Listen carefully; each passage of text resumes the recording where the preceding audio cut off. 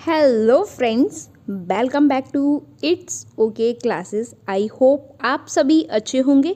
और आज हम लोग डिस्कस करने वाले हैं डीएलएड फर्स्ट सेमेस्टर का सेवन्थ पेपर आप लोगों का संस्कृत का पेपर है। और सेवन्थ पेपर की आज आप लोगों की फोर्थ क्लास है। थर्ड क्लास में हम लोगों ने डिस्कस किया था पशु पक्षियों के नाम संस्कृत में हिंदी से, और उसके साथ ही हम लोगों ने फलों के नाम भी देखे थे कि संस्कृत में फलों के नाम को क्या कहते हैं।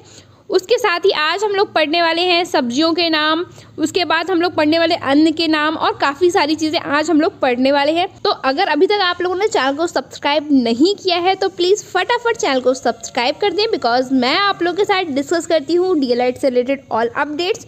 उसके साथ ही मैंने आप लोगों के डीएलएड फर्स्ट सेमेस्टर के सभी सब्जेक्ट की प्रॉपर क्लासेस स्टार्ट कर दी हैं और सभी सब्जेक्ट की प्रॉपर प्लेलिस्ट भी बना दी है, जहां से जाकर आप लोग अपनी सभी सब्जेक्ट की क्लास। सबसे पहले हम लोग डिस्कस करने वाले हैं सब्जियों के नेम, सब्जियों को संस्कृत में क्या कहते हैं वो आज हम लोग देखेंगे। इसके साथ ही देखेंगे कि किस तरीके से आप लोग याद कर सकते हो इन नाम को, क्योंकि ये एग्जाम में आप लोगों के डायरेक्ट क्वेश्चन पूछे जाते हैं और यहाँ से आप लोगों के कम से कम 5 या 6 नंबर श्योर हैं अपने डीएलएड फर्स्ट सेमेस्टर के एग्जाम्स में। तो ये सब चीज़ें आपको बहुत प्रॉपर तरीके से पढ़नी है, इनको आपको रटना नहीं है, बस रिवीजन करते जाना है। तो देखते हैं सबसे पहले आलू।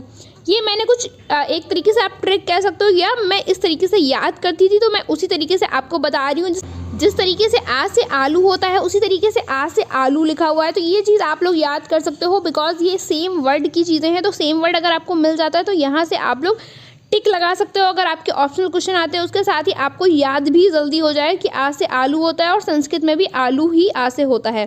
उसके बाद ककड़ी को हम लोग करकटी कहते हैं संस्कृत में, आप लोग याद कर सकते हो, का से ककड़ी और का से करकटी। उसके बाद का से कद्दू होता है, का से कुष्मांड भी होता है। कद्दू को संस्कृत में हम लोग कुष्मांडा कहते हैं। उसके बाद आता है करेला को संस्कृत में हम लोग करवेलम कहते हैं।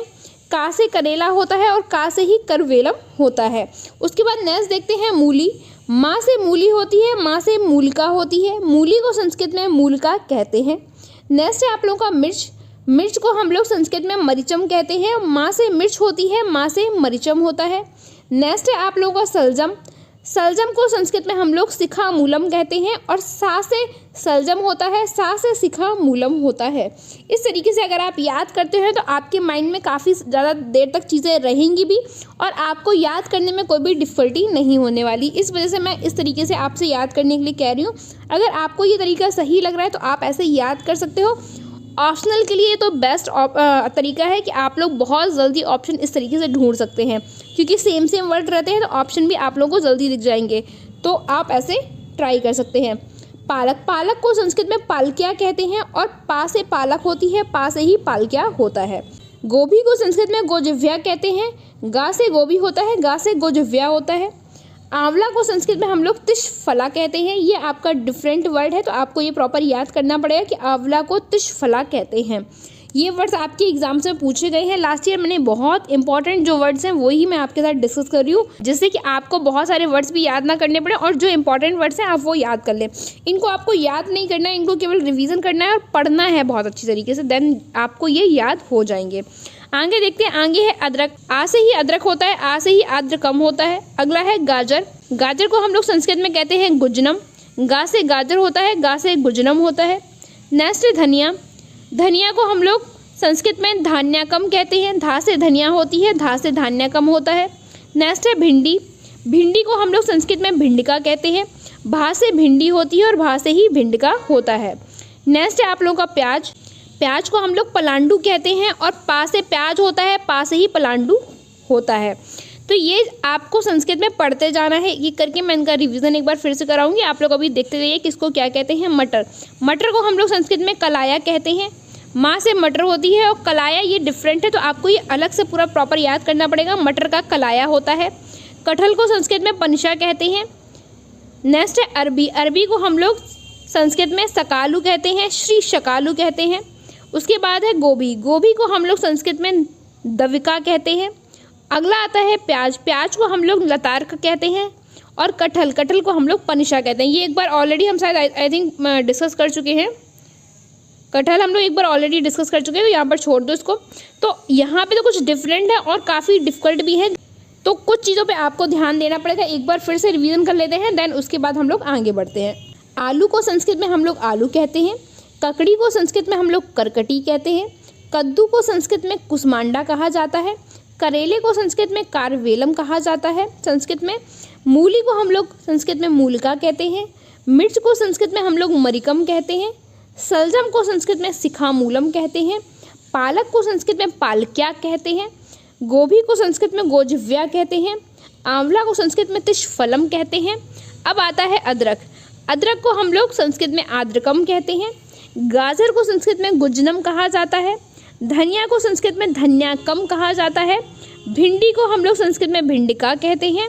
प्याज को हम लोग संस्कृत में पंडालू कहते हैं। मटर को हम लोग संस्कृत में कलाया कहते हैं। कटहल को संस्कृत में पनिशा कहा जाता है। अरबी को संस्कृत में श्री सकालू कहा जाता है। गोभी को संस्कृत में हम लोग दविका कहते हैं। प्याज को हम लोग लतारका कहते हैं। तो ये कुछ आपके शब्द हैं, सब्जियों के नाम हैं। आपको इन्हें याद करना पड़ेगा, मतलब रिवीजन करना पड़ेगा, तो आपको ये याद हो जाएंगे।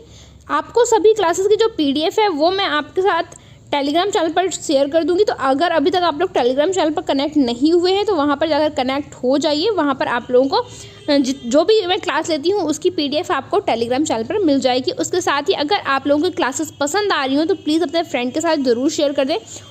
उसके साथ ही अगर क्लास पसंद आ रही है तो फिर लाइक करना ना भूलें, लाइक भी कर दें फटाफट क्लास को, जिससे मुझे मोटिवेशन मिलता है। आपके लाइक और कमेंट से मुझे बहुत ज़्यादा मोटिवेशन मिलता है। नेक्स्ट हम लोग देखते हैं अन्न के नाम। अन्न को हम लोग संस्कृत में किस नाम से बुलाते हैं? तो सबसे फर्स्ट है अनाज। आ से अनाज होता है, आ से ही अन्नम भी होता है। हम लोग अनाज को संस्कृत में अन्नम कहते हैं। उसके बाद आता है आटा। आटा को संस्कृत में आट कहा जाता है। आ से आटा होता है, आ से ही आट होता है। तिल को संस्कृत में तिला कहा जाता है। ता से तिल होता है और ता से तिला होता है। दाल को संस्कृत में द्विदलम कहा जाता है। ये 2018 में आप लोगों के डीएड में क्वेश्चन पूछा गया है, तो ये आपका इम्पॉर्टेंट है। ये आपके यहाँ पे पूछे गए थे कि दाल को संस्कृत में क्या कहा जाता है, तो दाल को संस्कृत में द्विदलम कहा जाता है। नेक्स्ट आता है बाजरा। बाजरा को संस्कृत में हम लोग बाज्रका कहते हैं। बा से बाजरा होता है, बा से बाज्रका होता है। मूंग को संस्कृत में मुदक कहते हैं। माँ से मूंग होती है, माँ से मुदक होता है। जौ को संस्कृत में यवा कहा जाता है। ये बिल्कुल डिफरेंट है, आपको याद करना पड़ेगा। जौ को हम लोग संस्कृत में यवा कहते हैं। नेक्स्ट है गेहूँ। गेहूँ तो हम सभी लोग खाते हैं ना, गेहूँ से ही तो आटा बनता है और आटा से हम लोग रोटियां बनाते हैं। तो गेहूँ को संस्कृत में हम लोग गोधूमा कहते हैं। ये आप लोगों के तत्सम तद्भव के लिए भी मोस्ट इम्पॉर्टेंट है, क्योंकि यहाँ से तद्भव तत्सम भी क्वेश्चंस बनते हैं कि गेहूँ का तत्सम क्या होता है या फिर गेहूँ का तद्भव क्या होता है। तो ये क्वेश्चंस आपके एग्जाम्स में पूछे गए हैं, अभी आप पढ़ेंगे। और साथ ही टेट और सीटेट लेवल के लिए भी ये बहुत ज़्यादा इंपॉर्टेंट है। ये क्वेश्चन आपके डीएलएड 2018 के एग्ज़ाम पेपर में पूछा गया है। तो ये आपका आया था, ये गेहूं को संस्कृत में क्या कहा जाता है? गोधूमा कहा जाता है। अब नेक्स्ट देखते हैं, चना को संस्कृत में चढ़ना कहते हैं। चा से चना होता है, चा से चढ़ा होता है। मक्का को संस्कृत में हम लोग मकाई कहते हैं। मक्का जो हम लोग खाते हैं, मक्के की रोटी बनती है जो, उसी वही मक्का है। ये मक्का को हम लोग मकाई कहते हैं। जो हम लोग एक बार ऑलरेडी पढ़ चुके हैं, फिर भी पढ़ लेते हैं। जौ को हम लोग यवा कहते हैं। उसके बाद आता है चावल। चावल को हम लोग संस्कृत में तंदुल कहते हैं। उसके बाद नेक्स्ट आता है अरहर। अरहर को संस्कृत में हम लोग तुवरी या आड़की कहते हैं। देखिए आपके दालों के नाम, अन्नों के नाम बहुत ज़्यादा इंपॉर्टेंट है, बिकॉज यहाँ पूछा गया है काफ़ी बार कि हम लोग जौ को क्या कहते हैं। जौ एक डिफरेंट आता है, तो जौ को हम लोग संस्कृत में यवा कहते हैं। तो ये आपको पढ़ना है प्रॉपरली तरीके से। सभी क्लासेस के नोट्स बनाते चलना है, उनको रिविज़न भी करते चलना है, बिकॉज जब आपके एग्जाम्स आएंगे तो आपको बहुत ज़्यादा सिलेबस हो जाएगा। एग्जाम में आपके पास टाइम बहुत कम होता है, सिलेबस बहुत ज़्यादा होता है, और जो चीज़ें हैं वो आप मैनेज करने में आपको थोड़ी प्रॉब्लम होती है। इसलिए मैं आपको सारी चीज़ें पहले बता के चल रही हूँ कि आप लोग प्रॉपर अपनी नोट्स बनाते चलिए। लास्ट में आपको रिवीजन में बहुत ज़्यादा हेल्प मिलने वाली है। तो जो भी मैं पढ़ाती जाऊँ उसकी डेली आप लोग नोट्स बनाते जाइए। और सभी नोट्स अगर आप यहाँ नहीं बना पा रहे तो मैं उसका जो नोट्स का PDF है वो मैं टेलीग्राम पर शेयर कर दूँ, तो आप वहाँ से नोट्स बनाइए। टोटल आपको ये नोट्स बनाने ही हैं, ये आप समझिए। तो एक बार फिर से रिवाइज करते हैं। अनाज को संस्कृत में हम लोग अन्नम कहते हैं। आटा को संस्कृत में हम लोग अट्टा कहते हैं। तिल को संस्कृत में हम लोग तिला कहते हैं। दाल को संस्कृत में हम लोग दुदुलम कहते हैं। बाजरा को संस्कृत में बजका कहा जाता है। मूंग को संस्कृत में मुदगा कहते हैं। उसके बाद आता है जौ। जौ को संस्कृत में हम लोग यवा कहते हैं। गेहूँ। गेहूँ को संस्कृत में गोधूम कहा जाता है। ये आपका तद्भव तत्सम में भी पूछा गया है, मुझे बहुत अच्छे से याद है। ये आपकी किसी न किसी एग्जाम में तद्भव तत्सम में भी पूछा गया है। चना का चढ़ना होता है। मक्का का मकाई होता है। जौ का यवा होता है। चावलों को हम लोग संस्कृत में तंडुला कहते हैं। अरहर को संस्कृत में हम लोग तुवरी या फिर आड़की भी कहा जाता है। तो ये आपके एग्जाम्स में क्वेश्चन पूछे गए हैं, आपको इनको सीरियस तरीके से लेना है, बहुत इजी वे में नहीं लेना है, क्योंकि आपके एग्जाम में 25 में से 5 और 6 क्वेश्चन तो यही आपके कंफर्म करा देते हैं अगर आप इनको याद कर लेते हो या इनका रिवीजन कर लेते हो। 5 से 6 क्वेश्चन यहीं से श्योर हैं आपके, और ऐसा नहीं है ये क्वेश्चन श्योर हैं हर साल, मतलब 5 से 6 क्वेश्चन आपके श्योर हो जाते हैं यहाँ से। इस वजह से कभी ये 2 क्वेश्चन 2 नंबर में पूछा जाता है, कभी 1 नंबर में, कभी ये 2 नंबर में भी पूछा जाता है, 1 नंबर में भी पूछा जाता है। तो ये आपके लिए बहुत ज़्यादा इंपॉर्टेंट है। अगर ये आप कर लेते हो ना कवर, इतनी थोड़ी चीज़ें, तो ये आपके 5 से 6 नंबर श्योर कर देंगी। कहीं से भी क्वेश्चन आ जाए अगर आपके इसको संस्कृत में क्या कहते हैं तो आप बहुत ईजिली कर लेंगे। तो आपको इसको बहुत ध्यान से समझना है। नेक्स्ट अब हम लोग डिस्कस करेंगे शरीर के अंगों के नाम। शरीर के अंगों के नाम को संस्कृत में हम लोग क्या कहते हैं वो देखेंगे, ये भी आपके एग्जाम्स में आते हैं। तो यहाँ पर आपके हिंदी में दिया हुआ है और यहाँ पे आपको संस्कृत में दिए गए हैं। हाथ, हाथ को हम लोग संस्कृत में हस्ता कहते हैं। हाथ से हाथ होता है और हाथ से ही हस्ता भी होता है। जीभ को हम लोग संस्कृत में जिव्या कहते हैं। जा से जीभ, जा से जिव्या, ऐसे आप याद कर सकते हो। पैर को हम लोग संस्कृत में पाद कहते हैं या फिर चरण कहते हैं या पादुका भी कहा जाता है इसको। नाक को हम लोग संस्कृत में नासिका कहते हैं। ना से नाक होती है, ना से नासिका होता है। कमर को संस्कृत में हम लोग कटी कहते हैं। का से कमर होता है, का से कटी होता है। दांत को संस्कृत में हम लोग दंता कहते हैं। दा से दांत होता है, दा से दंता होता है। अंगूठे को संस्कृत में हम लोग अंडगुष्ठा कहते हैं। आ से अंगूठा होता है, आ से ही अंगुष्ठा होता है। कान, कान को संस्कृत में हम लोग कर्ण कहते हैं। का से कान होता है, का से कर्ण होता है। गर्दन को संस्कृत में हम लोग ग्रीवा कहते हैं। गा से गर्दन होती है, गा से ग्रीवा होता है। अंगुली को संस्कृत में हम लोग अंगुला कहते हैं। आ से अंगुली होती है, आ से अंगुला होता है। तो आप इस तरीके से याद कर सकते हैं। एक बार फिर से रिवाइज कर लेते हैं। हाथ, हाथ को संस्कृत में हस्ता कहते हैं। जीभ, जीभ को संस्कृत में जिव्या कहते हैं। पैर, पैर को संस्कृत में पाद या चरण कहते हैं। नाक, नाक को संस्कृत में नासिका कहते हैं। कमर, कमर को संस्कृत में कटी कहते हैं। दांत, दांत को संस्कृत में दंता कहा जाता है। अंगूठा, अंगूठा को संस्कृत में अंडगुष्ठा कहा जाता है। उसके बाद आता है कान, कान को हम लोग संस्कृत में कर्ण कहते हैं। गर्दन, गर्दन को संस्कृत में ग्रीवा कहा जाता है। अंगुली, अंगुली को संस्कृत में अंगुलिया कहा जाता है। तो ये कुछ आप लोगों के अंगों के नाम थे। आगे हम लोग देखते हैं गाल को संस्कृत में कपोला कहा जाता है। ये डिफरेंट है इसलिए मैंने ये इस साइड लिखी है। ये सेम वर्ड के थे तो आपको याद करने में इजी होगा। ये थोड़ा सा डिफरेंट वर्ड का है तो एक बार आपको 2-3 बार इसको रिवाइज करने पड़ेंगे। तो गाल को संस्कृत में कपोला कहा जाता है। आँख को संस्कृत में नेत्रम या नयनम कहा जाता है। ओठ को संस्कृत में ओष्ठ कहा जाता है। बाल को संस्कृत में केशा कहा जाता है। कंधे को संस्कृत में स्कंधा कहा जाता है। गले को संस्कृत में कंठ कहा जाता है। खोपड़ी, खोपड़ी को संस्कृत में मानव कपाल कहते हैं। रीढ़ की हड्डी जो हम लोग की बैकबोन होती है उसको हम लोग कशेरु कहते हैं। देखिए ये आपके तद्भव तत्सम के लिए बहुत इंपॉर्टेंट है, तो प्लीज़ आप लोग इनको बिल्कुल भी इजी वे में मत लेना। मतलब मैं यहाँ पे आपको 2 चीज़ें कंप्लीट करा रही हूँ, एक तो तद्भव और तत्सम कंप्लीट करा रही हूँ, उसके साथ ही आप लोगों के यहाँ पे मैं संस्कृत से हिंदी से संस्कृत कंप्लीट करा रही हूँ। तो ये आपके 2 जगह काम आने वाले हैं और 2 जगह आपको नंबर दिलाने वाले हैं। तो आप लोग इनको प्रॉपर तरीके से याद कर लेना कि क्या किसको क्या कहा जाता है। जिनको संस्कृत बहुत वीक है उनको मैंने बताया कि आप इस तरीके से याद कर सकते हैं कि जिसका सेम वर्ड है तो उसका वही मतलब होगा। जैसे हाथ का हस्ता होता है, जीभ का जिव्या होता है, तो ये जा से जीभ, जा से जिव्या, तो आप इस तरीके से भी याद कर सकते हैं। जो डिफरेंट है वो तो आपको प्रॉपर याद ही करने पड़ेंगे। गाल को संस्कृत में हम लोग कपोला कहते हैं। आँख को संस्कृत में हम लोग नेत्रम या नयनम कहते हैं। ओठ को संस्कृत में ओष्ठा कहा जाता है। बाल को संस्कृत में केशा कहा जाता है। कंधा को संस्कृत में स्कंधा कहा जाता है। गला को संस्कृत में कंठ कहा जाता है। खोपड़ी को संस्कृत में मानव कपाल कहा जाता है। हम लोग कहते हैं ना कपाल, या आपने कपाल भाती भी सुना होगा, तो उसका इफेक्ट जो है वो सीधे हम लोग के माइंड में पड़ता है, इसलिए उसको कपाल भाती भी कहते हैं उस एक्सरसाइज को। और खोपड़ी को हम लोग मानव कपाल कहते हैं। रीढ़ की हड्डी को हम लोग कशेरु कहा जाता है। रीढ़ की हड्डी को संस्कृत में कशेरु कहते हैं। तो ये आज आप लोगों के जो ये शरीर के अंगों के नाम, तो हम लोगों ने आज शरीर के अंगों के नाम देखे किसको क्या कहा जाता है और इनका रिवीजन भी कर लिया। तो आपको इनका एक बार फिर से रिवीजन करना है, अदरवाइज अभी हम लोग संस्कृत में इनको बहुत बार रिपीट करेंगे तो ये अपने आप ही आपको याद हो जाएंगे, आपको रटने की ज़रूरत नहीं पड़ेगी। जितने ज़्यादा बार ये रिपीट होंगे उतने ही अच्छे से आपको याद होती चली जाएंगी चीज़ें। तो आपको बहुत परेशान नहीं होना कि यार कुछ समझ नहीं आ रहा संस्कृत कैसे आएगी। तो संस्कृत केवल रिवीजन से आती है, आपको रटना नहीं है यहाँ संस्कृत में कुछ, बस पढ़ते जाना है, पढ़ते जाना है, पढ़ते जाना है। आप देखेंगे एक दिन आपको सारी चीज़ें याद हो जाएंगी जब आपके सामने आएंगी। नेक्स्ट उसके बाद हम लोग देखेंगे सगे संबंधियों के नाम। नेक्स्ट हम लोग देखेंगे सगे संबंधियों को संस्कृत में हम लोग क्या कहते हैं। तो यहाँ पे आपकी हिंदी में दिए हैं, यहाँ संस्कृत में दिए हुए हैं, ये भी आपकी हिंदी में है, यहाँ आपके संस्कृत में दिए हुए हैं। तो आपको देखते हुए चलना है। माँ को हम लोग संस्कृत में मातृ कहते हैं। पिता को संस्कृत में हम लोग पितृ कहते हैं या इनको जनका भी कहा जाता है। माँ से माँ होता है और माँ से ही मातृ होता है।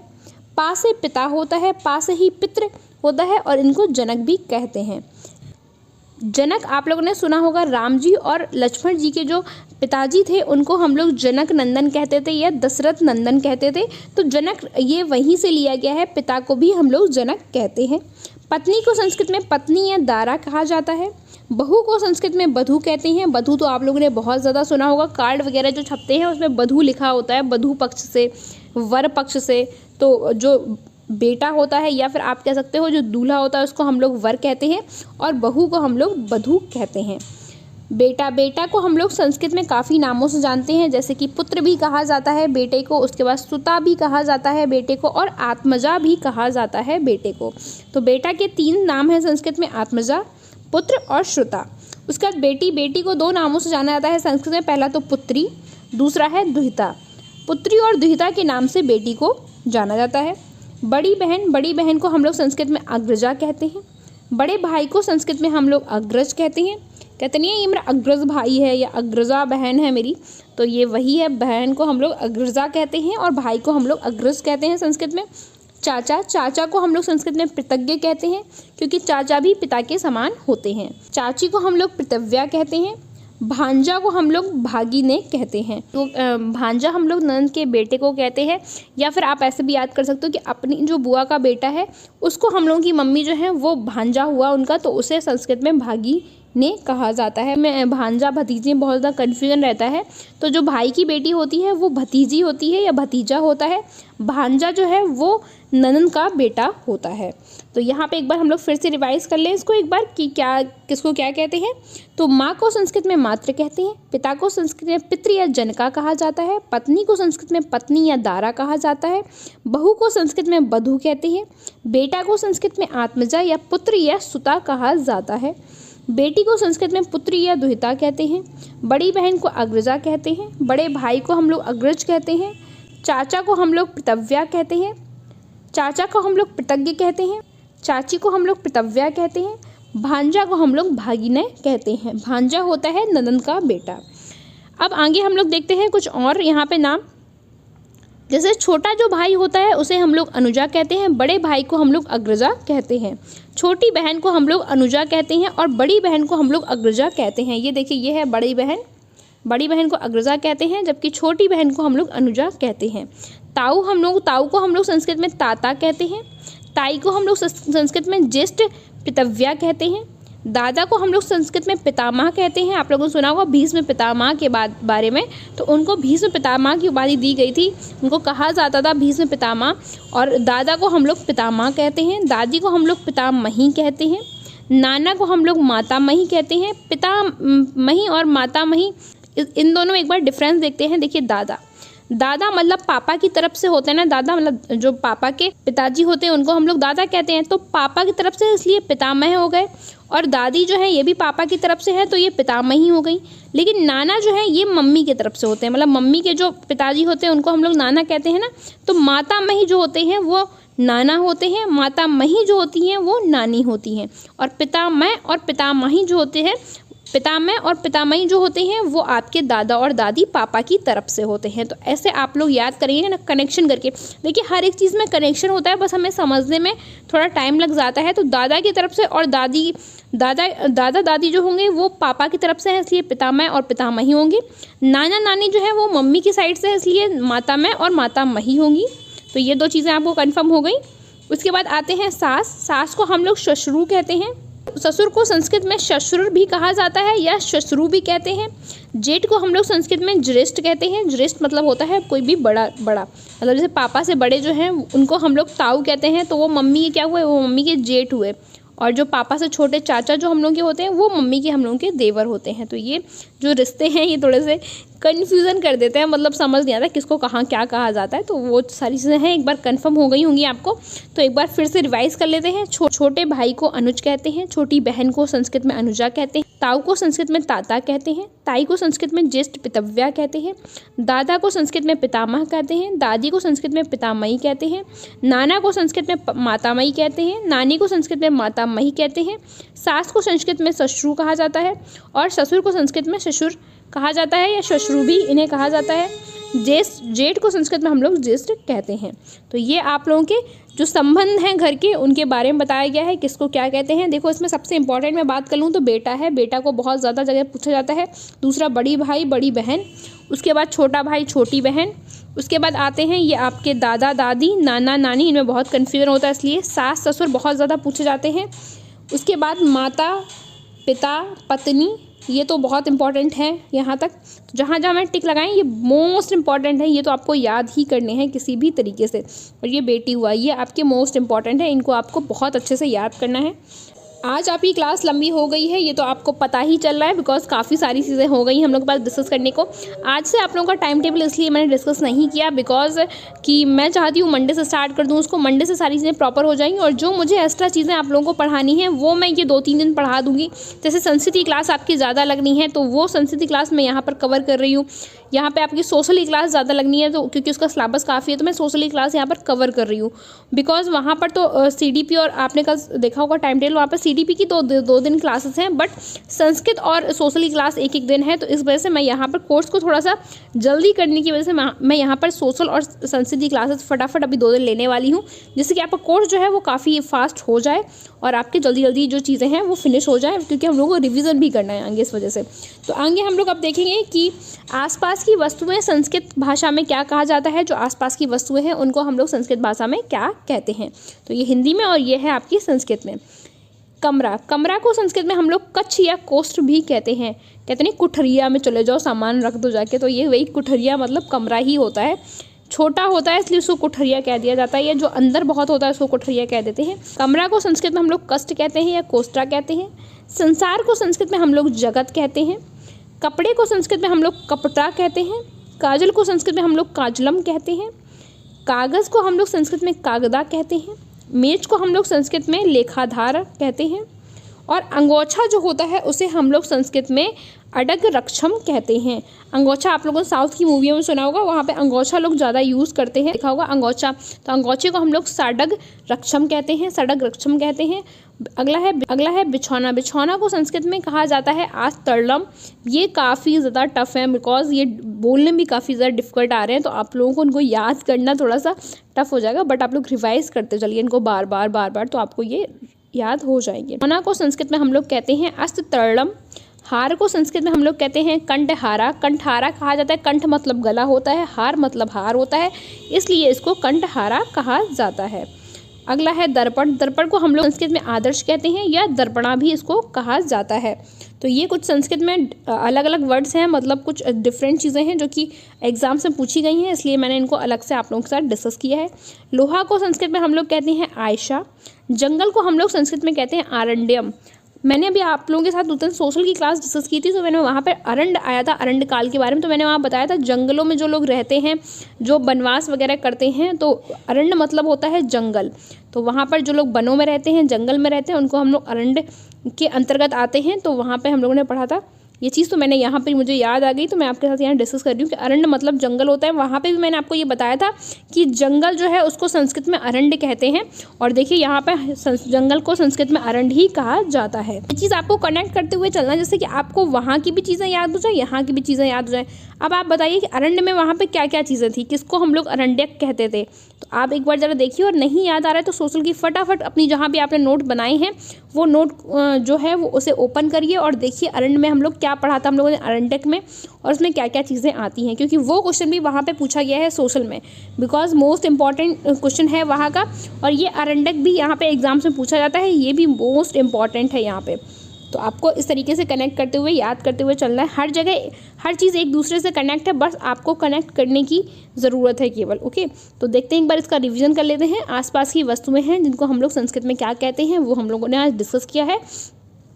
रिवाइज करते हैं। कमरे को हम लोग संस्कृत में कक्ष या कोष्ठा कहते हैं। संसार को संस्कृत में हम लोग जगत कहते हैं। कपड़ा को संस्कृत में हम लोग करपटा कहते हैं। काजल को संस्कृत में हम लोग काजलम कहते हैं।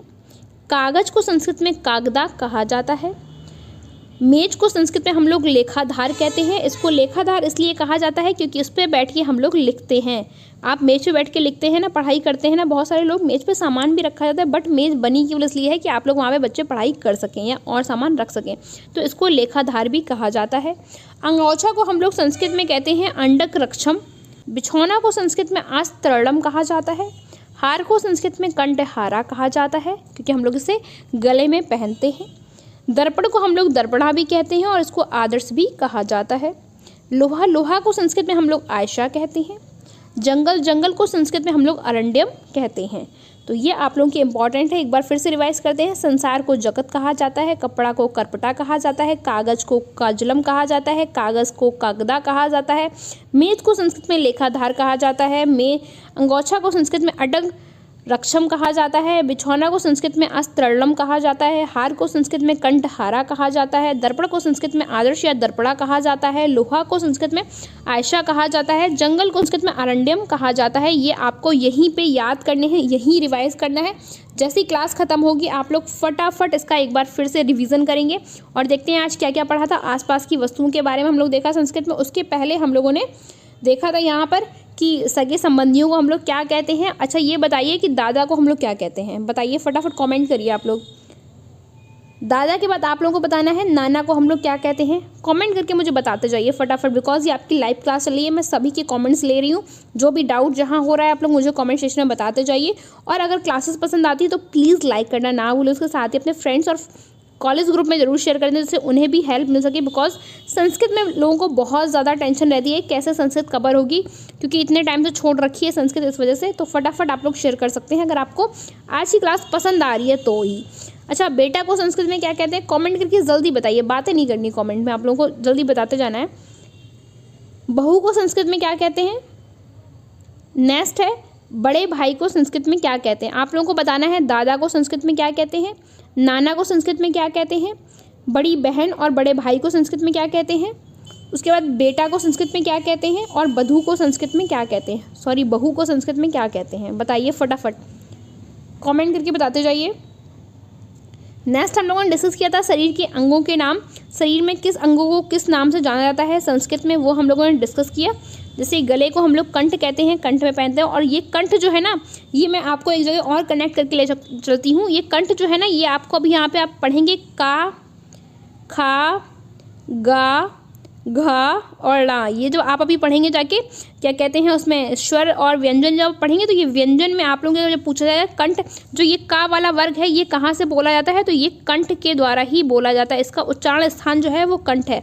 तो का, खा, गा, घा, ड़ा जो है ये आपके कंठ के द्वारा ही बोला जाता है, मतलब इसका उच्चारण स्थान कंठ के द्वारा ही किया जाता है। का, खा, गा, घा, ड़ा, तो ये कंठ वही गले के द्वारा ही इन शब्दों का उच्चारण होता है। इसमें दो शब्द और आते हैं। विसर्ग को भी हम लोग कंठ के द्वारा ही उच्चारित करते हैं। उसके बाद आता है आपका हा को भी हम लोग कंठ के द्वारा ही उच्चारित करते हैं।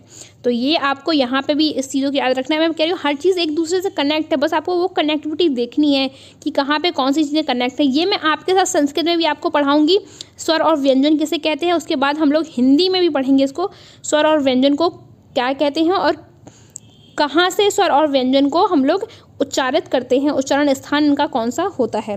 तो उसके पहले हम लोगों ने यहाँ पर डिस्कस किया हुआ था कि अन्न के नाम जो है वो संस्कृत में हम लोग क्या कहते हैं। गेहूं को क्या कहते हैं, दाल को क्या कहते हैं। ये क्वेश्चंस आप लोगों के एग्जाम में पूछे गए हैं और जो मैंने क्वेश्चंस लिए हैं ना वो कहीं ना कहीं आपके एग्जाम में पूछे गए हैं 2016, 17, 18, 19। तो आप लोगों को उनको पढ़ते हुए चलना है। उसके साथ ही हम लोगों ने यहाँ पे और डिस्कस किया था। यहाँ पे हम लोगों ने सब्जियों के नाम से स्टार्टिंग की थी, सब्जियों के नाम देखे थे, किस सब्जी को क्या कहते हैं। तो ये सब आप लोगों को रिवीजन करते जाना है, नोट नोट में प्रॉपर अपने ये सारी चीज़ें लिखते जाना है, रिवीजन करते रहना है आप लोगों को।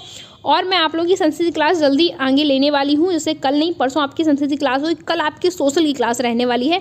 तो कल मैं सोशल आपके साथ डिस्कस करूँगी, तो आप लोग कल के लिए रेडी हो जाइए और आज की क्लास जो है इसको रिवाइज कर लें, नोटबुक में नोट डाउन कर लें। PDF मैं अभी आपके साथ टेलीग्राम पर शेयर कर दे रही हूँ, वहाँ से जाकर अपने नोट्स बनाइए। यहाँ आपने क्लासेस ले ही ली है, आप लोग पढ़ाई करते रहिए। टाइम टेबल आपका बन चुका है, मंडे से 6 तारीख से आप लोगों का टाइम टेबल भी स्टार्ट हो जाएगा। तो आप लोग पढ़ाई में बिल्कुल भी मक्कारी ना करें, मतलब ध्यान देते रहें, पढ़ते रहें। मैं 1 ही 2 घंटे तो आपसे पढ़ने के लिए कह रही हूँ, केवल DLED का पूरा दिन रहता है आपके पास, केवल 2 घंटे आपको DLED पढ़ना है। आपका 2 घंटे अगर आप रेगुलर पढ़ते हैं ना, तो आप लोगों को कोई भी दिक्कत नहीं होने वाली 90% लाने में। टारगेट तो 90% याद ही है ना, इससे कम अगर लाएंगे तो फिर कुछ नहीं होने वाला, ये भी याद रखिए। आपको आगे टीचर भी बनना है, तो 90% तो आपका टारगेट है ही फिक्स। तो इसको पूरा करने के लिए आपको डेली 2 घंटे देने ही पड़ेंगे, और रिवीजन भी करते रहना है उन 2 घंटे में। और आपकी जो चीज़ें हैं वो वहीं पे मैं कवर कराती जाऊँगी क्लासेस में ही। तो नेक्स्ट क्लास में हम लोग जल्दी मिलेंगे। कल आपकी क्लास जो है वो सोशल की क्लास रहने वाली है, तो कल की क्लास के लिए रेडी हो जाइए। आज के प्रॉपर नोट्स बना ही लिए होंगे। क्लास पसंद आ रही हो तो लाइक करना ना भूलें, साथ ही अपने फ्रेंड्स और फैमिली में शेयर कर दें। चैनल को सब्सक्राइब नहीं किया है तो प्लीज़ फटाफट चैनल को सब्सक्राइब भी कर दें, साथ ही बेल आइकन पर भी क्लिक कर दें, जिससे कि आपके पास मेरे सभी क्लासेस के नोटिफिकेशन पहुँच रहे हैं। और सभी क्लासेस आप लोगों की लाइव क्लासेस चल रही हैं, तो लाइव क्लासेस में आइए और कमेंट के थ्रू मुझे जो भी आपको प्रॉब्लम हो वो मुझे बता सकते हैं। तो नेक्स्ट क्लास में हम लोग जल्दी मिलते हैं। Take care, bye bye.